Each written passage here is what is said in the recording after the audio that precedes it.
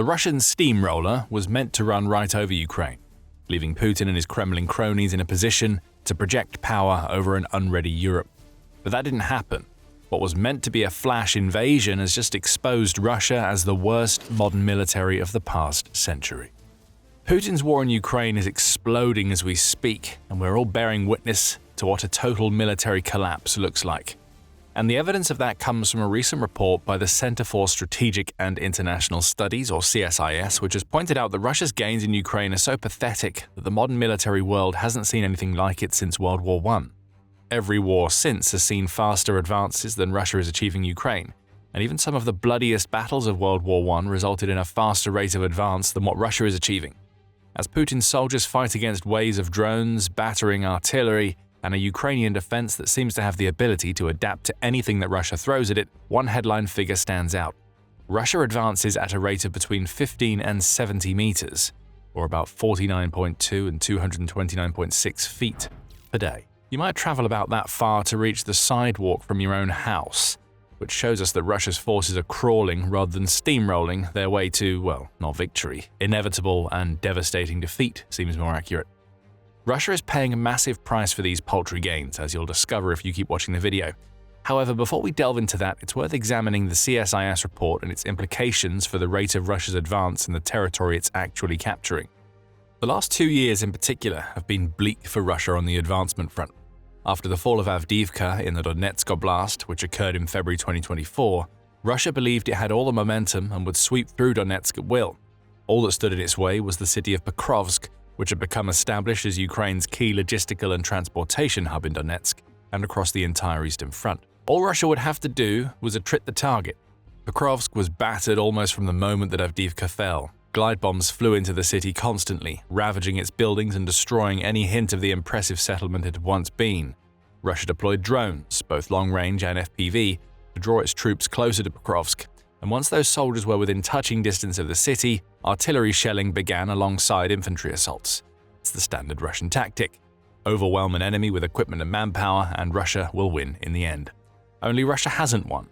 As CSIS notes, Russia has only managed to advance just under 50 kilometers, or about 31 miles in the Pokrovsk direction, since the fall of Avdiivka and January 2026.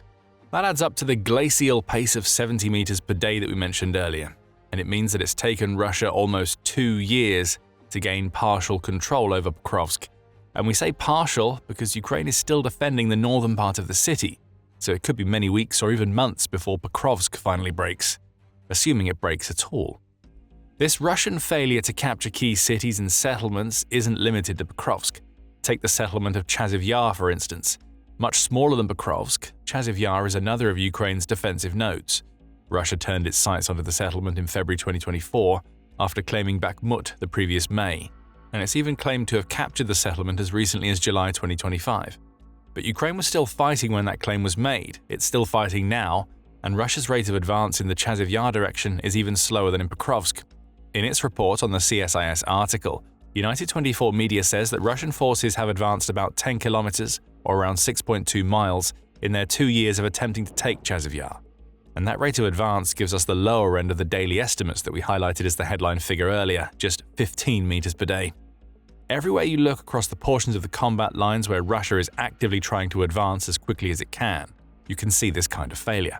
In the Kupiansk sector, which is in Kharkiv, Russia has managed to push forward just 9.5 kilometers or about 5.9 miles since mid-November 2024, amounting to an average daily advance of just 23 meters, or a little over 75 feet. Russia has claimed that it captured Kupiansk, by the way. There's a reason why, as there was for the claimed capture of Chasiv Yar, that we'll reveal later in the video. The only bright spot for Russia is that it's managed to move quickly in its attempts to take the city of Huliopole, which is in the Zaporizhia Oblast. There, Russia's forces have managed to advance 18.5 kilometers or around 11.5 miles at a rate of 297 meters or 974 feet per day. But after seeing what's happening elsewhere in Ukraine, Russia will have to be wondering how long it can keep that sort of pace up in the Huliopole sector before Ukraine starts mounting the kind of defense seen in the other 3 regions that we've mentioned. Now let's get to the really interesting numbers. How Russia's state of advance compares to what we've seen in other wars and battles over the past century. As we mentioned earlier, the ongoing Russian offensives, outside of that in the Huliopole sector, are achieving the rate of advance of just 15 to 70 meters per day. depending on the sector. That's worse than the rate seen during the grinding and terrible Battle of the Somme, which at least saw the combined UK and French troops advance 80 meters, or about 260 feet daily. That battle was one of the bloodiest during the entire First World War, to the point where the UK sustained 57,000 casualties in one day on July 1, 1916. Things haven't gotten that bad for Russia, but its crawling advance is officially worse than the one seen in a battle where trench warfare ruled and soldiers died in droves trying to make it across no man's land. Russia itself advanced a lot faster following the siege of Leningrad during World War II, hitting a daily rate of about a kilometer or 0.62 miles, CSIS claims. In the Battle of Galicia during World War I, Russia managed to hit a rate of advance of 1.58 kilometers, or a little under a mile per day. Again, these were grinding battles with enormous casualty rates, and Russia is moving far slower than the troops in any of them. But here's the kicker, a fresh batch of eggs to Putin's face. When Ukraine counter-invaded the Russian oblast of Kursk, its soldiers managed to advance at a rate of 1.25 kilometers, or about 0.77 miles daily. That's faster than Russia has advanced across any major front in Ukraine, outside of the initial days of the invasion, when it took large swathes of territory in Kharkiv, Luhansk and Donetsk, among other regions. Ever since then, Russia has been crawling towards its target. A giant military turtle is as useless as the tanks that bear the same name, which are loaded with a mishmash of defenses in a desperate attempt to protect them from Ukraine's drones. Those turtle tanks rarely get anywhere, and it looks like the same can be said for Russia's advancing forces. Taking a wider view, CSIS reports that Russia has managed to fully seize around 75,000 square kilometers, or about 28,950 square miles of Ukraine, since Putin began his bloody invasion in February 2022. In terms of occupation and control, the number is a little higher, 120,000 square kilometers, or a little over 46,300 square miles, which is roughly 20% of Ukraine. However, this territory includes the Crimean Peninsula, which Russia annexed in 2014, along with the small parts of the Donbass region that it occupied during that period. What seems like an impressive figure at first glance is made less so when you take the total amount of territory that Russia has captured over the last 2 years into account. In 2024, Russia occupied just 3,604 square kilometers, or 1,391 square miles of Ukraine. In 2025, the number was higher, at 4,831 square kilometers, or 1,865 square miles. But that was what Russia gained in return for a massive summer offensive that was supposed to put the finishing touches on a war that shows no signs of ending. We said earlier in the video that we are seeing what a military collapse looks like. These pathetic gains relative to the sheer size and supposed strength of Russia's military show that Putin's forces are utterly incapable of making any sort of real gains, and those they are making, as meager as they may be, are coming at a price that Russia can't afford to absorb for much longer. That price alone changes everything for Putin, but before we get to that, you are watching The Military Show, and now is the perfect time to subscribe to ensure that you don't miss videos like this in the future. Russia's slow rate of advance might be excusable if Putin were ordering his forces to hang back and only attack Ukraine when appropriate opportunities presented themselves. At least then, Russia would still be a turtle, but it might just be like the turtle in the famous fable, slow and steady wins the race, the theory would go. But you already know what we're going to say. There is nothing considered or careful about the strategy that Russia is employing in Ukraine. Russia has lost soldiers at a rate that nobody could have ever expected when Putin launched his invasion.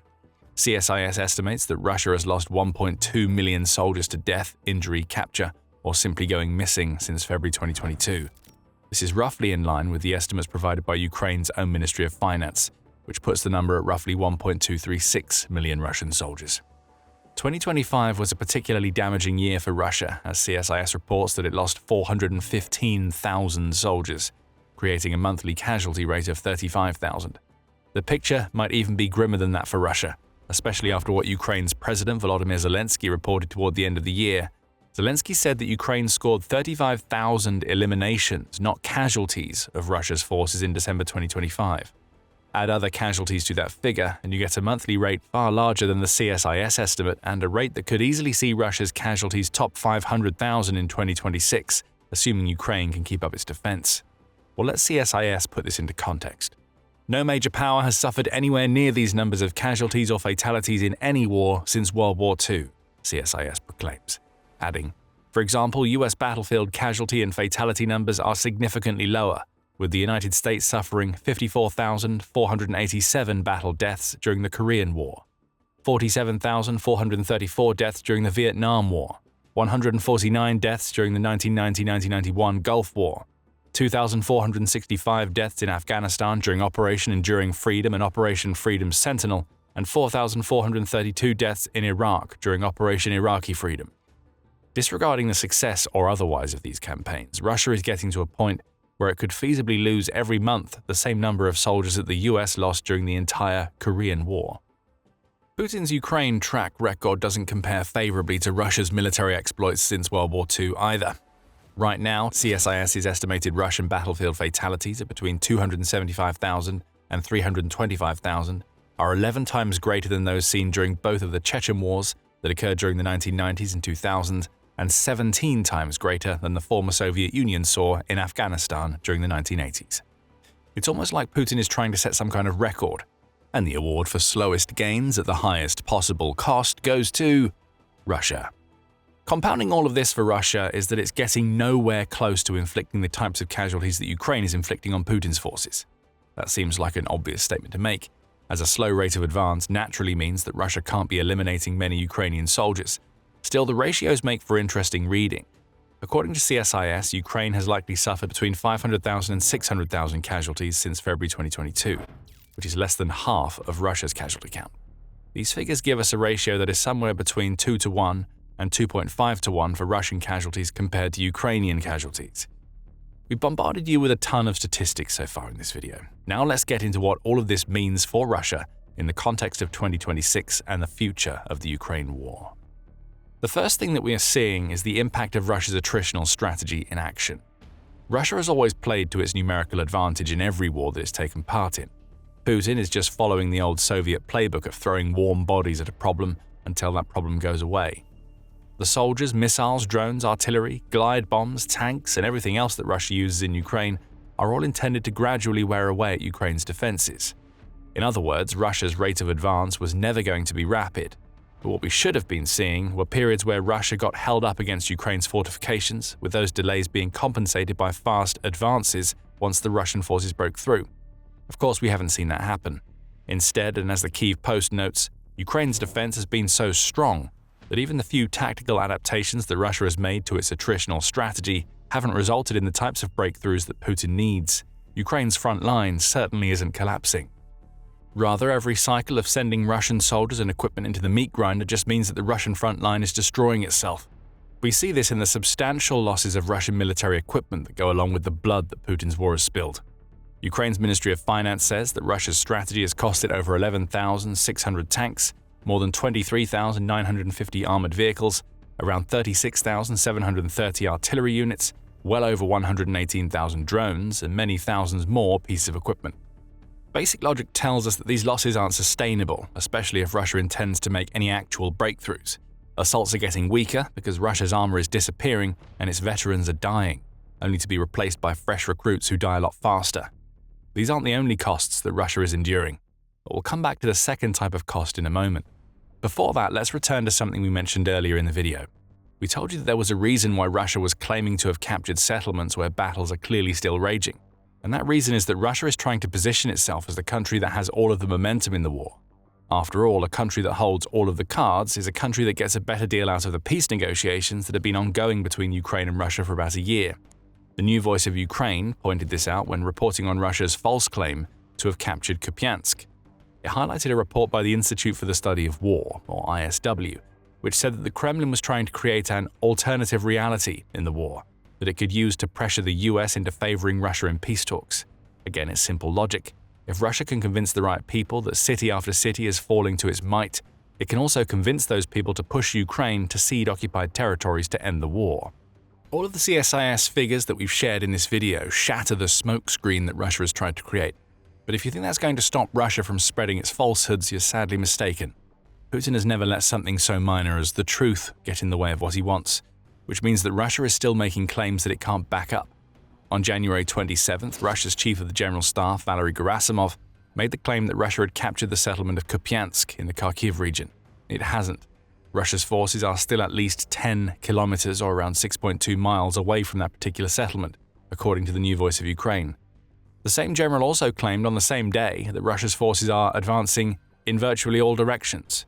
Gerasimov said that Russia has seized 17 Ukrainian settlements and about 500 square kilometers or around 193 miles of territory since January 1st. Again, it hasn't. The ISW claims that Russia's real gains are barely half that claimed by Gerasimov, landing at 265.45 square kilometers or a little over 102 square miles for the period in question. This is lie after lie after lie, and it's all been blown apart by the CSIS and its revelations. But it's no wonder that the Kremlin is spreading these false stories. We mentioned earlier that Russia is paying a price other than those it's paying in blood and military equipment. Straightforward money is also a massive issue, with each passing day of Russia making almost non-existent gains inflicting a massive toll on the country's economy. CSIS covers the lowlights. In 2025, Russia's manufacturing sector suffered 7 consecutive months of contraction. The country's production levels fared even worse, 10 consecutive months of contraction out of 12. Inflation was, and still is, high in Russia, and that's been met with a decline in consumer demand, which in turn leads to further declines in manufacturing. And as for the economic growth that Russia seemed to be achieving during the first couple of years of the war, that has slowed to a crawl.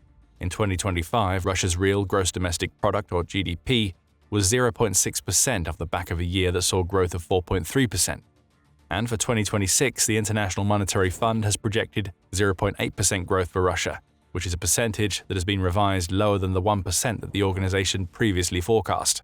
Combine all of this with capital problems that come from shrinking oil revenues, a lack of foreign investment, minimal borrowing on the international markets, and Putin's short-sighted decision to spend about half of Russia's budget on the military, and you get a powder keg thrown on top of several others that are all coming close to blowing. So what does Russia have left? Nuclear weapons and a large military.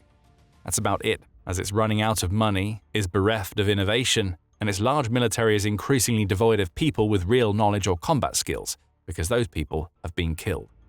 Russia, then, is a power in decline. Its pathetic gains in Ukraine have just exposed what Putin has been trying to hide for years, which must have left Russia's president wondering. If he hadn't invaded Ukraine, could he still be pretending that Russia is one of the world's strongest countries? It's too late to answer that question now, leaving Putin with nothing but a future filled with the sorts of paltry gains and massive losses that we've seen since 2024. Ukraine has turned the tables on the Russian way of war, and the battle of attrition is now going in Ukraine's favor. Putin's only hope now is to convince Ukraine's Western allies to give up before his military collapses into oblivion. Putin is making his final play, and you can find out what that is and why it will fail in our video. And if you enjoyed this video, be sure to subscribe to The Military Show for more coverage of the reality behind Russia's constant lies. And thank you as always for watching.